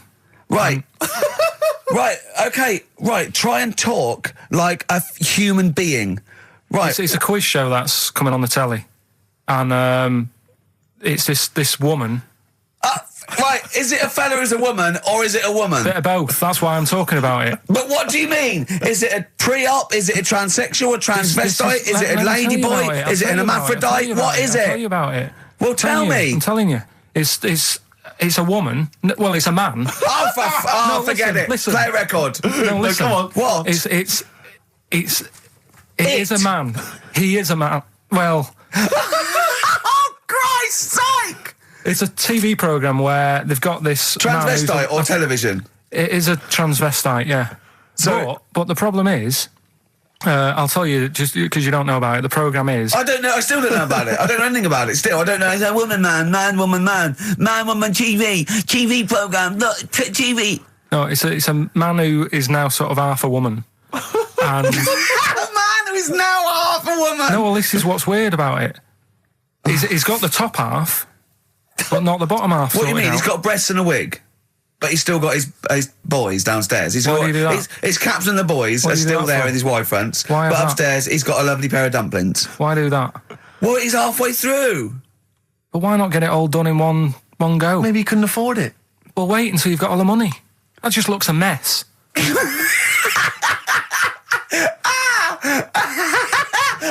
And who's he pleasing there? Well, he wakes up in the morning and pleases himself. He can't believe his luck. He doesn't know where to start. No, but what I don't understand, I mean, I don't want to see him... Well, can I just finish that sentence? What you don't understand is just about everything. Yeah. Right, what... I find it weird, right? I sort of get... I understand the gay thing, right? But... Do you? What do you mean? Well, I know... Well, tell me the gay thing. Explain the gay I thing. just know if you're a fella, you like men. I don't know much more than that. What do you mean you don't know? But what I mean is, with a transvestite, what's going on there? What do they want? A transvestite is a cross-dresser. See, I don't get that either. Because... You mean a transsexual? That's a man who likes to dress in women's clothing. It's not necessarily... They're not necessarily gay. They're not gay. They're often not gay. They just happen to like wearing women's clothes, aren't yeah. But then why not wear women's clothes that could be seen as a bloke's... Like Suzanne wears jeans. No, but they... Yeah, just but that's buy the women's thing. jeans. But that's their problem, is it? They like being seen as a woman. They like being seen as a woman. It's not just that it's more comfortable or they'd wear a kilt. They like being seen as a woman. They feel more comfortable. All right, and what's the deal with this fella who's got... We don't know who this fella is. No, we don't know this man who's half a woman. He's called Miriam. Oh, that's helps. Yeah. Brilliant. I love this scientific basis. No, I so think... all he's done, he's had the tits done, he's probably had the hormones, probably lived as a woman for a while. The last step because you can probably reverse the breasts anyway, because they're probably implants and hormonal things, and whereas you chop your knob and boys off, that's you come back the next day and go, sorry, I didn't mean that. I wanted my ears pierced. It's a bit more of a bigger operation to put them back. So doctors are probably making sure that he's just absolutely... if you've had the top half done, you're not going to go back on what you've said. But no, what's the top half being done? I could get you breast implants, give you a bit of hormonal treatment. Now that would be a great idea for next week. and you could reverse it. What you can't do is grow a knob back. Well, you can. Last week you were talking about growing one on your arm. Yeah. We've done that. We can, so that is possible. Listen, oh, he's perked up. Yeah. Oh, he's back in the area. Well, you got something to say? I was kept quiet in the first hour. I'll let you get on with it now. What you got to say? Is it just have a guess? Is it about monkeys, Chinese people, or little gay fellas? It's about little gay fellas. Sure. Is it? Of course it is. Go on. Yeah, but not because I like Sorry, I'm taking just the mick making in a that. tally. Let me just note that down. Yeah. No, but it fascinates me, doesn't it? All stuff like that. That's a bit sort of different. Yeah. Yeah. And that. You were showing me. Like monkeys and Chinese people? Well, and that thing you were showing me before, the half woman. No, you weren't impressed with that. Well, no. That woman that's got two pieces of genetic makeup in her, where it was two separate sperms and two separate eggs fused, and she came out as sort of a normal person, but she had this residue of genetic material, and so she's had two children that aren't genetically the same as her. Yeah. Right? And they showed it in the paper by doing her half white and half black to show the two different, you know what I mean? Just for, Yes. he went, does she look like that? I said, of course not. He went, not interested then. Of course. Yeah. He said, how could I tell? Not interested in that at all. Yeah. If I'd have said she'd given birth to a monkey, fascinated, Yeah. straight away. Well, anyway. Go on. But that's what I'm saying. I'm just interested in weird stuff, right? Yeah. So am I. That's why you're on the show. Talking about little gay fellas and that. Yeah. Little gay fellas. Northern Line, the underground tube thing. Not the boy band. Right. Yeah. Apparently, on a Saturday night late, I don't know what that is. What time late is in the sort of gay community, as we've discussed before. Yeah. But apparently, the last carriage on the Northern Line, they all get in there. What do you mean they all get in there? They sort of take over the last carriage of the Northern Line on a Saturday night. Right. And it's like the gay carriage. Right. And what exactly do? They just travel about on the Northern Line? No, just have a chat and that, and like just stick on the communards. How do you know? Someone tell me. See, this, I mean, I'm glad you've informed me, because it wouldn't bother me, but I feel I should be told about these things, because I'm likely to stumble onto that carriage by mistake. And I'm not, it's not that it'd be a problem, it's just I might feel a little uncomfortable if there's a lot of people in, the black the black leather gear and the moustaches, the hats. I mean, to be quite honest, they'd be annoyed. Of course. Because they'd be expecting something a little bit, What do you mean? Wow. They're good looking, most of them. Sure. No, they are good looking fellas though, aren't they? What do you mean? What do you mean? They're just a lot of the gay, they look after themselves and that and look good. Keep themselves. Some of them work out, yeah. You see, this is the problem I have, because there's a lot of areas in London and elsewhere in the country where there's a sort of, it's a gay thing, it's a gay public toilet, or I don't mean it's gay, but it's not like a legal thing. You mean it's a cottage? But it's a cottage, whatever. I mean, I remember being in Bristol once doing some... You're confused when I said it's a cottage. Yeah. That's a term for where gay people go in toilets to sort of meet and greet each other. But I shake hands. I was at the public library in Bristol once doing some studies from a sixth form, and I think the toilet was closed in the library, and I was dying for the toilet, and I popped down, there was a public toilet behind the library. I thought, I can't believe my luck. Dashed down there, it was about 6-ish in the evening, I was working late, I was studying hard. I went in there, and I swear to God, I saw two fellas. With the... Is that unusual? Or? Well, no, they were up to some hijinks. What they're sort of like... Do you know the thing that struck me? What? One of them had bright red underpants. What do you mean? You saw... What, they were actually doing, they were having some kind of, they were having relations. They weren't even in a cubicle, they were out in the... Where were the underpants? Around his ankles? No. Yes, I swear to God, I'm not going to make this up. What old were you? I don't know, like, how old you are in the sixth form? 16 or whatever, 17? Yeah, and what did you do? Well, I actually said... you just joined in, what else did you do? You might as well. I actually swore, I said, oh, F me. And then I went, oh, no, don't. No, I did, I swear to God. I did. I went, oh, F me. No, don't. Because I was panicked, and I ran out. And as I was walking out, a guy was coming in. I went, "Oh, hang on, mate." And then I thought I better not tell him. I'll let him find out for himself. He might be going in there to join in. He might have got a call. Come down. We're going crazy on each other's ass. Come down. I think it's a conspiracy, a Bristol But what conspiracy. What annoyed me my was, lover. Want a bit of car? what angered me, Rick, was the fact that I wasn't notified, that there was not. I didn't know There was this no sign. And afterwards, I spoke to other people about it, and they said, "Oh, it's a famous gay haunt." But what annoys me is I feel that they should put an ad in the local press, a big paper, like once a week, like, you know, when they recall cars if they're damaged or there's a fault, or couriers might bring back stuff if they're sort of faulty goods. They say recall and we'll give you money back. They should just put an ad in the gay community. Should put an advert in that just says, these are the hot spots. This is where you're likely to find us doing some stuff. If you're not gay and you might feel uncomfortable, avoid them. And just list them, or little pictures, or, you know, a map or something. Anything, because like the gay tube thing, I don't know. Fun. 1, 2, 3 railway cuttings. Well, not that. It's more of a sort of social awareness thing. Yeah. So people, you know, don't feel uncomfortable and... But they don't want it exactly to be like sort of walking in under a neon sign. Why? It's legal. yeah, big arrows. Oh, as if. What do you mean? What's wrong with that? Because, well, it's actually a public place. I don't think cottaging is strictly legal. But they don't even have to specify what they're going to do. Some people, they're not. Some of them aren't. I don't think it's probably seen gays, is it? Yeah, but it's not. Yeah, but it's not the people that go out and they say I'm gay and I like Barbara Streisand. It's presumably the sort of people that do that are people that either aren't quite out yet, or do you know what I mean? Or they're doing having a quick away to their wife and kids. Yeah. I don't know. I don't know completely how it works, but I'm sure there probably isn't a place like free bumming here tonight. No, there is kind of. What? Because I was walking home one night through Soho, right? Just because that's the way I have to go, not because of do you know what I mean? I wasn't going there on that, right? So I'm walking through, right? And I was handed like a card, which was like a gay event, right? Now, that's a bit weird, isn't it, that straight away he's presuming that because I'm there that time of night. Well, and you got a shaved head and you sort of like, you know, you sort of like quite look after yourself and you got some nice clothes. Yeah, but it's still... And you look can't like really a little presume. bit rough, don't you, from Manchester? You look like a northern rent boy who comes down to stand outside McDonald's. But the card was rubbish, right? What do you mean? Had this fella on it, right, all sort of greased up and that. What would you look? Just having a look what he'd handed me and that. Right. Just having a look.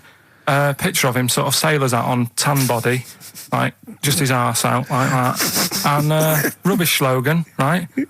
The best bum in W1. Is bum there a noun or like a verb? What do you mean?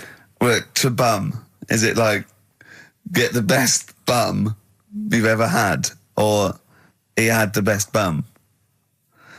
I think it's just I don't like suppose you asked. No. I don't suppose you called the number to check. What do you mean exactly by this? Does it mean you've got a grey arse? Do you mean I will be well bummed, or do you mean you've just got a good... Come on now, let's Can I just a final point about, because I asked my friend how it all works up on the Heath, because I live in Hampstead Heath, near Hampstead, and I was where I didn't want to go walking and get myself involved in anything. How can you get involved? No, again, I didn't want to walk. Sort of like, is it like, oh, I can't believe it. I couldn't say no. Oh, my wrist, it's knackered. What do you mean? Well, I was there for about 2 hours. I must have gone about 43 of them. But, you know, I didn't like to say no, because they were so pleased to see me. Oh, well, it's not so much the fear of that. It's not good skiing practice. I was doing 2 at a time for a little while. It's not the fear of that so much as the fact that, again, you don't want to gate crash someone else's party. Do you know what I mean? No. You don't. If there was a straight couple having sex, you'd want, oh, I'm sorry, and you'd want to avoid that area. Of course. But I was finding, so someone told me how it works, and apparently you just go and like sit on a bench or something, and then a guy just sits on the bench and they just look at each other. There's not really anything said. It's just a kind of nice evening or whatever. You know, I guess it's like 2 a.m. or whatever, and then they go off in the bushes and ding dong. But it's like, I don't know how that culture's developed. I love this programme now. Why can't that be the case with women? That would be amazing. You just go out to the park, and like 1 a.m, you just sit on a bench. You just be like a scene from Gigi. Exactly. Where just walking along with the perambulator. Yeah, exactly. But that would just be a joy if there was none of this formality. You've got to talk to them, buy them dinner. Oh, you know, you're joking. Romance. Oh no. Just this kind of informal thing. It'd be great. So what would you do then? You go up to a woman and go, come on. Yeah. Let's stop mucking around. We know why we're both sat on this bench. There's a nice bush over there. Yeah. Let's have a bit. Yeah, and then she'd go, yeah, great, thanks. I'm killing some time before I, pop into town. That'd be perfect, thanks. You make my weekend. So you're jealous of gays as well as me? In a sense. In a way. What do you think, Carl? Let's put a track on. Why? Are you getting scared now? You brought it up. Is it getting too close to the bone, so to speak? Jet, are you going to be my girl on XFM 104.9? I'm Ricky Gervais, with me Stephen Merchant. Over there, little roundy bald head of Karl Pilkington. Good news and bad news. Good news is, boys are back in town. We're here for 2 hours. Hello. Bad news is, we have no monkey news, gay fella news, or little Chinese fella news. Really? We're going to try and, leave that for a week, and then maybe come back to it. Yeah. It was Why do I get the feeling that within 20 minutes we'll be talking about little gay Chinese monkeys? Thoughts on B-days? Have you ever used one? Well, no, you told me all this, but you still haven't got to the bottom of how you use them. No, I don't know. I don't know how to use it. Do they come? You need to ask their own brand. Does it come with like instructions, like a flat pack? I think you're supposed to know. About? I think you're supposed to. If you've bought a B-day, the assumption is you know how to use it. Imagine someone installing it and going, there you go, it's a B-day. Go, could you show me how to use it? Well, you like this? Well, no, go to the toilet first. Do the whole thing. Otherwise, I won't know in context. I'll just sit here in the corner. That's fine. Okay. Do you read a magazine when you're normally going? Well, I might do, but I don't really want to do it with you here. But how will I know? Exactly. I need to know how you transport yourself from the lavatory to the B-day. Do you remember when we were trying to offer Carl money to have a shower with Johnny? Yeah. just some of the highlights of the year. That's a weird thing to do. Yeah. We nearly had him there, and then he didn't want us to watch. Yeah. We said, well, how do we know that you've done it or not? Yeah. He went, you are definitely bent. That's his conclusion. What we got lined up? Well, hang on, let's just say, if anyone's got any idea sort of how to use a bidet... Any idea for anything to talk about on this show? Well, that doesn't involve crapping or farting. We've done that. We haven't done little Chinese fellas or the gays yet. That's still to come in the second hour. Ian.Camfield@xfm.co.uk if you've got any thoughts on B-days or just, lavatories generally. Richard Ashcroft on XFM, Check the Meaning. I think it was out this year and we enjoyed it, so we I played certainly it. had a thought then that, someone like Richard Ashcroft, who's really cool. I mean, I think one of our greatest rock and rollers, really. He writes great tunes, does great albums. The Verve, already in history.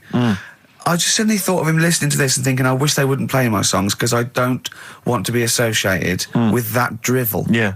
Most people get a buzz out of it, get it on the radio. Do you think people say don't let Gervais guilty by association? Do you know what I mean? I love that song. I love Check the Meaning. I thought it was a lovely song. And he's thinking they're going to sandwich it to bring talk about little gay Chinese fellas and B-days. Yeah. And it's going to make me look What worries me, Rick, is that there were, if we had to draw up some kind of list of artists who would allow us to play their songs, it's going to be such a short list. Gary Glitter, it's just going to be a few people who, are slightly more shameful than us. I just thought of something. There are 1 billion people in China, and I assume it's the same percentage of homosexuality occurs as that to 1 billion, 1 in 10. That means there's 100 million little gay Chinese fellas running around. Richard Ashcroft, if you're listening, I apologise for that last... Think about it. John Lennon, you okay? War is over. I heard a DJ in the week, I won't say who it was, but sort of like a cheesy sort of housewife choice DJ, and he played that, and he went, weird one that, isn't it? What do you think of that the first time you heard it? Strange one. John Lennon, Yoko Ono, war is over. Here's the moment at least out there. I love that. Oh. What does he mean? That's exactly what I want from a DJ. That kind of insight.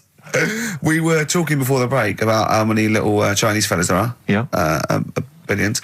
An awful lot of them. Brilliant. Good. More the merrier. Are you familiar, Rick, with the scary fact, I don't know, Camfield, if you're aware of this, and it's chilling.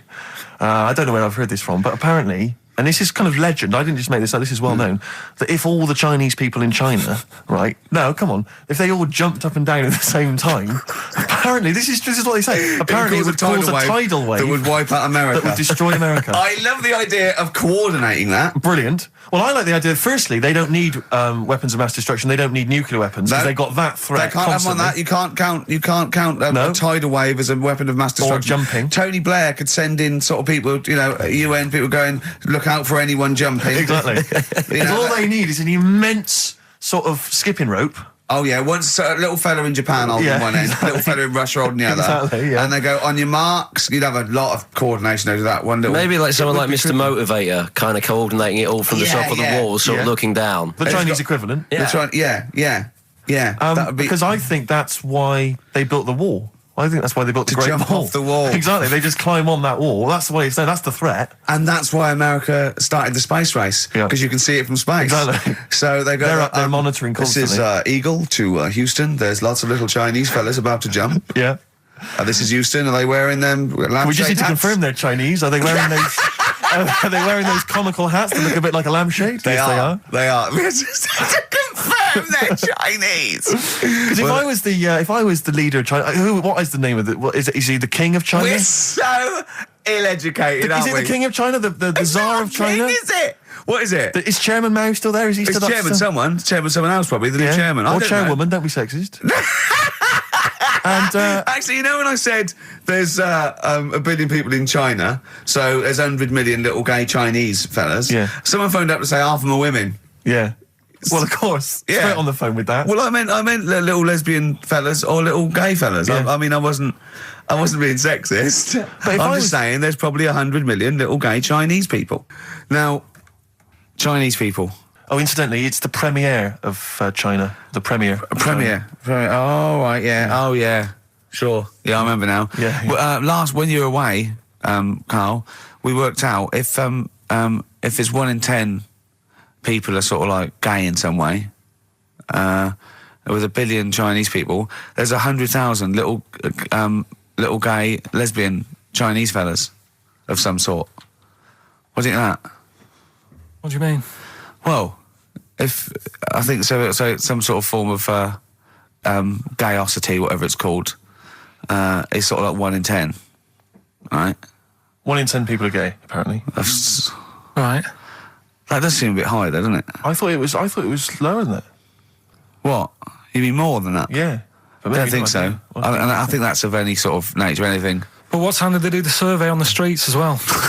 Because, they go out late, so if they're doing the survey sort of around lunchtime, forget it, they're not going to get any. Sure. Do you know what I mean? They're all asleep. But if they're out at, say, 1 in the morning... Wow. It's going to be higher, isn't it? Yeah. Well, the thing is, you know Carl's favourite song, The Killing of Georgie? A little fella, a little gay fella goes out and he gets beaten up and that. Carl went, yeah, but would it have happened if he'd have been going out at a decent time? True. But clearly in the lyric, it says, Georgie left the theatre before the final curtain fell. Yeah. Now, theatre's finished about 10:30. Yeah. So even giving him half hour, I reckon it was only about 11 o'clock. So you're talking rubbish there. Are you sure that wasn't his curtains in his flat and he's closing them before he goes out? No, he was at the theatre. But I'll tell you what, I just realised something. Maybe where most people were going home after theatre, he was just going out. Exactly. That theatre to him is like a matinee. Exactly. Isn't it? He's off out clubbing, isn't he? He's off down, he's going to get some ammo, he's going to get a couple of butt plugs, and he's not even going to start dancing till midnight, is he? Have any of us ever met any gay people? It's just, I mean, our view of them is, I don't know. Email in if you've met a gay person. Yeah. Tell us where we're going wrong. Yeah. Have any of us ever met a gay person? I mean, the way we talk about it is just like, have we ever met Chinese people? I've seen them. I've seen them out there wandering the streets, but I don't think I've ever had a conversation. Now, here's the irony. I definitely know and have met more little gay fellas than little Chinese fellas. Yeah. Have you ever had any little Chinese friends? There was a girl at school who was Chinese, but she was kind of inscrutable. I couldn't get close to her. She was sort of mysterious. Right. Rockbusters? Yeah, brilliant. Right then, this is where I give you a little cryptic clue and some initials, and it sort of makes up a band or an artist and stuff like that. Yeah, brilliant. Sort of being the operative phrase there. Yeah. Let's see how we read this clue. Yeah. This is going to sound like Oscar Wilde. Clue number 1. 3 different clues. Clue Oscar number Wilde 1. was Chinese, apparently. Was it? Yeah, it was illegal then. Right. Will you leave the entrance to my garden alone? Sorry? Will you leave the entrance to my garden alone? Are we back on the gay thing, or is this... This is the clue? That's the clue. Right. Clue for Rockbusters number 1. Will you just leave the entrance to my garden alone, will you? Right, that doesn't count because I know what it is. And what were the initials? What are the initials? GG. Correct. Yeah, right, but you've got to pronounce the artist correctly. I'll pronounce the artist, because I know what it is. Don't ruin it. No, but when the answer comes, I'll pronounce the artist. Right, can we just focus, please, on the quiz? Go. What was the clue again? Give it again. Will you leave the entrance to my garden alone? Stop messing with it, right? GG. Okay. Right? Next. Doesn't count. Next. Incorrect. Don't phone, but you can send a message on my mobile if you want, right? That's T. It's another little easy one. And the last one, we were sharing out the mail sheet. Right, that doesn't count either. Can we just fuck I know what that is. I know what that is. I don't care. We'll come to that later. Yeah. And number 3, we were sharing out the mail sheet, and I think I got the best one. Right? DG. DG. Yeah. So quickly again, will you leave the entrance to my garden alone? Stop messing about with it. Yeah. Right? GG. Yeah. Don't phone, but you can send us a message on my mobile if you want. Right? That was T. And the last one, we were sharing out the mail sheet, and I got the best one, so that's good. Right? DG. All right, ricky.gervais@xfm.co.uk. Have we got any prizes? Do you want to have a look? Well, don't worry about it. Don't worry about it. Have we got any prizes? Just look, the clues are rubbish. The clues don't work. The show is. I mean, this is pathetic. Play a record. That's what it should be called. And the clues don't work. And I watched The Office Christmas stuff on last Sunday. Did you enjoy it? I think it was good. Good. I think it was good. Thank you very much. It was up there with one of my favourites. The second one was good. Yeah, okay. Your second one, more the paybacks in the second one. The first one's more set up. Yeah. So, I'd have thought people would like the second one more. Yeah. So that's nice. That's a nice critique. Thank you, Carl. But there was something in it you did about cavemen. Cavemen? You said something about, it was a fact about caveman, and you sort of only half did it. You didn't give the full information, like... What? Like I do in that. You just... Where was it? What bit was it? It was the bit when you were talking about getting a woman, I think, or you were talking about breasts or... Oh, the one when I said the reason women have cleavage is it reminds men of buttocks because when we were cavemen we used to do you from behind. Yeah. Yeah, at the blind date, yeah. Is that a joke or...? Well, I was hoping it was funny. We would... Oh, you mean... no, I don't know. Yeah, I think I did... I think cleavage is meant to represent, in a sort of Desmond Morris pop sort of anthropology type way, I think I've seen that before, that cleavage represents buttocks. And I imagine, cavemen probably did do it from behind. I don't know what you want to know, Carl, really. It's in a sitcom. It wasn't a documentary. It looked like one. Yeah. Brilliantly directed to look like one, I'll give you that. No, but what you're saying, so blokes like... Yeah, I think cleavage is represented like buttocks, because obviously buttocks were much more of a sexual organ. Evolutionary speaking, breasts were to actually bring up to suckle young, but and were a sign of sexual maturity, so you're ready to mate. But whereas, Carl, I'm not an anthropologist, mate. I'm struggling here. What do you need to know? But I imagine that the cleavage reminds you of an arse. Right. Well, if it's all about arse, why don't gays like a little bit of tit? No, do you know what I mean? You've done me! So the question put to us today on XFM 104.9, please call me $, is if it's all about arse, then why don't gays like a little bit of tit? I was worried if it's all about arse, why don't gays like tit? If it's all about arse, why don't gays like tits? Just call in with your... Thanks very much for tuning in. This is in children's TV. If it's all about arse, why don't gays like tit? It's soon been an hour and a quarter before we got round to gays, so it's good to see they've made an appearance. If it's all about arse, why don't gays like a bit of tit? Is the question. What a brilliant question. Well, if you're an anthropologist or a psychologist, a doctor, a gay, please call in. If it's all about arse, this is the question. I'm not convinced by this whole... cleavage looks like an arse. That's not Steve. Nor am I. It's a bit of mock anthropology. I didn't think it would be under scrutiny. I think it's more likely that the reason men find cleavage attractive is because they know there's a lovely pair of Bristols down there. Yeah, so look at the cleavage. Here we are. If that's what's on show, exactly. Imagine what's down below. If that's in the front window, right? Yeah, what's she got to go in the shop? Oh dear. Oh.